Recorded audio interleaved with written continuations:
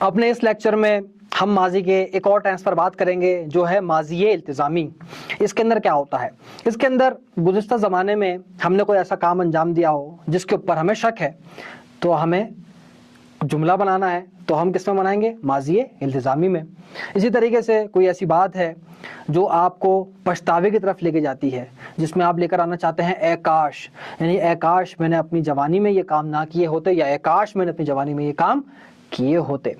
اسی طریقے سے یہ جملوں کا ربط بھی بناتا ہے، بطور مثال کہ اگر درس کو اچھے سے پڑھ لیا ہوتا تو امتحان میں کامیاب ہو جاتا۔ یعنی کیا؟ کنڈیشنل ٹینس، شرطیہ جملے، یعنی کہ اگر میں یہ کام کر لیتا تو یہ ہو جاتا۔ اسی طریقے سے مجھے کسی چیز میں شک ہے، شاید وہ اسلام آباد چلا گیا، اب نہیں پتا، کنفرم نہیں ہے، اسی طریقے سے اے کاش کہ میں نے اپنی جوانی میں یہ کام انجام نہیں دیے ہوتے۔ تو جب ہمیں اس طریقے کا مفہوم پیدا کرنا ہے فارسی زبان میں، تو ہم کیا کریں گے؟ ہم ماضی التزامی کا سہارا لیں گے۔ ماضی التزامی کیسے بنتا ہے؟ سمپل طریقہ ہے، سمپل فارمولا ہے۔ آپ ماضی سادے بنا چکے، ماضی استمراری بنا چکے، ماضی مستمر بنا چکے، پھر ماضی نقلی بھی بنا چکے، اب آپ آ گئے ماضی التزامی میں۔ تو وہی طریقہ، وہی روش، وہی اسٹریٹجی جو ہم اپناتے ہوئے آ رہے ہیں، وہی پیٹرن اس کے اندر بھی ہم فالو کریں گے۔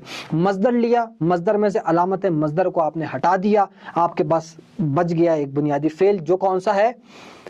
ماضی سادے کا واحد غائب۔ جیسے کہ بطور مثال یہاں پہ ہم کتاب میں دیکھ لیتے ہیں، خوردن، خوردن میں سے آپ نے ہٹا دیا علامت مصدر، بچا خورد، تو یہ کیا بن گیا آپ کے پاس؟ ماضی سادے کا واحد غائب کا صیغہ۔ اب کیا کریں گے؟ اس کے آگے آپ وہی کام کریں گے جو کہ آپ نے ماضی نقلی میں کیا تھا۔ کیا کیا تھا ماضی نقلی میں؟ بالکل ٹھیک فرمایا آپ نے، ہے لگایا تھا، تو آپ نے یہاں پہ لگا دیا ہے۔ آگے آپ نے کیا لگایا تھا؟ آست، لیکن یہاں پہ است نہیں لگائے گا، یہاں پہ لگایا جائے گا باشد۔ وہاں پہ لگایا تھا آپ نے آست، یہاں پہ لگائیں گے آپ باشد، خرد باشد۔ تو اس کے اندر مفہوم پیدا ہو گیا شاید کا۔ آپ کو نہیں پتا کہ اس نے کھا لیا ہے یا نہیں کھا لیا، تو آپ نے بولا، جیسے ہم کہتے ہیں شاید خرد باشد، شاید کھا لیا ہو، اور شاید نہ لگائیں، کہتے ہیں وہ خرد باشد، ممکن ہے اس نے کھا لیا ہو۔ تو یہ اس کے اندر مفہوم ہمارے پاس نکل کر سامنے آتا ہے۔ اب یہ تو ہم نے بات کی تھرڈ پرسن کی، اب ہمیں بات کرنی ہے اپنی، آپ کی، اس کی تو بات ہو گئی، ہم سب کی، آپ سب کی، ان لوگوں کی۔ تو وہ کیسے کریں گے؟ سمپل، آپ نے اس جب لگایا تھا اس کے بعد آپ نے کیا کیا تھا؟ ہستم، ہستی، ہست، ہستیم، ہستیت، ہستن۔ باشد کے ساتھ کیا کریں گے؟ بالکل ٹھیک، باشم، باشی، باشت، باشیم، باشیت، باشند۔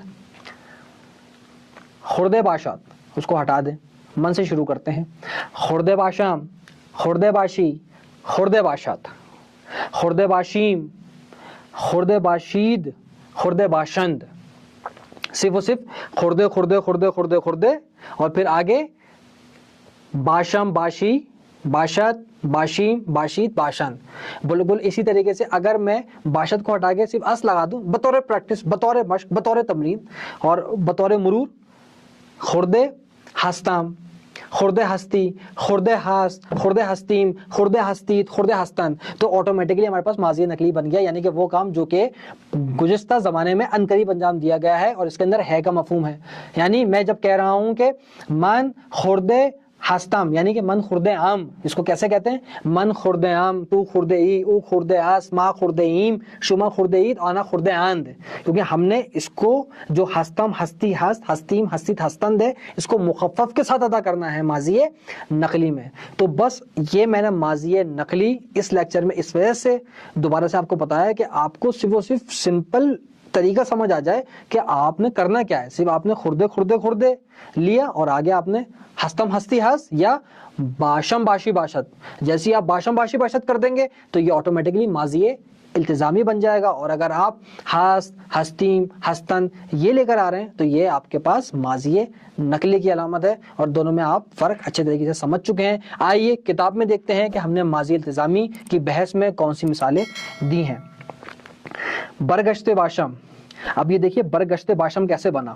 اب یہ آپ کا امتحان ہے، برگشت باشم آپ ایک دم کتاب پڑھ لیں۔ آپ نے کتاب کھولی فارسی کی اور آپ نے دیکھا برگشت باشم لکھا ہے، اب آپ نے بولے اس کے معنی کیا ہوتے ہیں، نہیں معلوم آپ کو، لیکن آپ یہاں تک کورس مکمل کر چکے ہیں تو اب آپ نے ربط بنانا شروع کیا۔ آپ نے بولا یہ فعل ہے، کون سا ہے؟ برگشتن سے ہے۔ برگشتن کے کیا معنی ہوتے ہیں؟ لوٹنا۔ تو آپ نے بولا کہ ماضی سادے ہے، نہیں ہے۔ ماضی استمراری ہے، نہیں ہے۔ ماضی مستمر ہے؟ نہیں ہے۔ ماضی نقلی ہے؟ نہیں ہے، یہ ماضی التزامی ہے۔ کیوں ماضی التزامی ہے؟ کیونکہ برگشتن کے بعد علامت مصدر کو ہٹا کر ہے لگایا ہوا ہے، اور اس کے بعد باشم ہے، برگشت باشم، یہ تو ماضی التزامی میں ہوتا ہے۔ یعنی اس کے اندر اب بات ہو رہی ہے شاید میں لوٹ گیا ہوں۔ اب عجیب سا جملہ بنا ہے، فلسفی سا، لیکن بہرحال اسٹرکچر کے طور پہ سمجھنے کے یہ جملہ ہمارے لیے موضوع ہے۔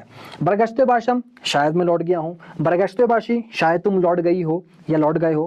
برگشت باشد، شاید وہ لوٹ گیا ہو۔ وہی طریقہ جو ہم نے بنانے کا طریقہ تھا، تو آٹومیٹکلی ہمارے پاس یہ نکل کر آ جاتا ہے۔ برگشت باشیم، شاید ہم لوٹ گئے ہوں۔ برگشت باشید، شاید آپ لوگ لوٹ گئے ہوں۔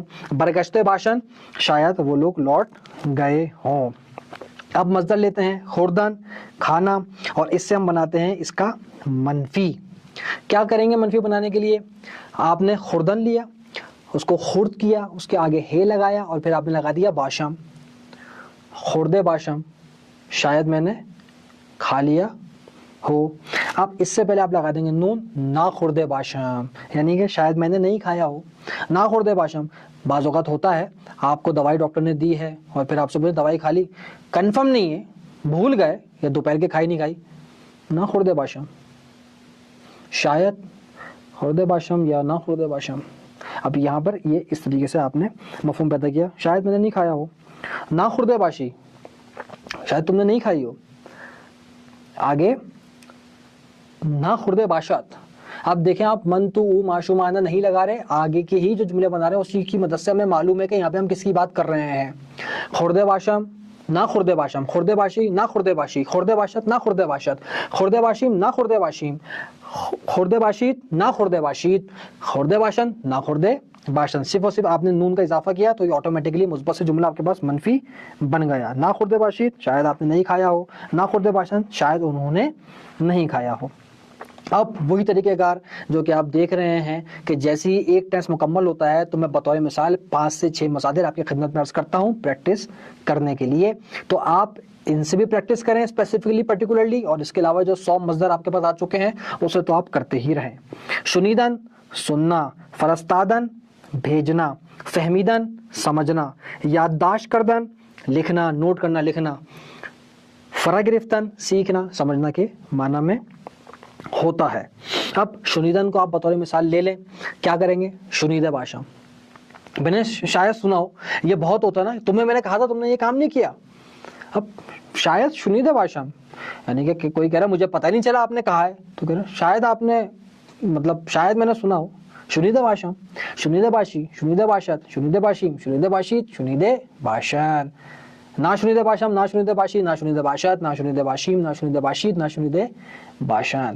نیکسٹ لیکچر میں نیکسٹ ٹاپک کے ساتھ آپ کی خدمت میں حاضر ہوتا ہوں، جو کہ ہمارا اس ماضی کے ٹینس کی سیریز کا آخری لیکچر ہوگا۔ اس کے بعد ہم زمانے مضارع اور آئندے کے اندر داخل ہو جائیں گے، جس کے اوپر ہم پریزنٹ کی بات کریں گے اور فیوچر کی بات کریں گے۔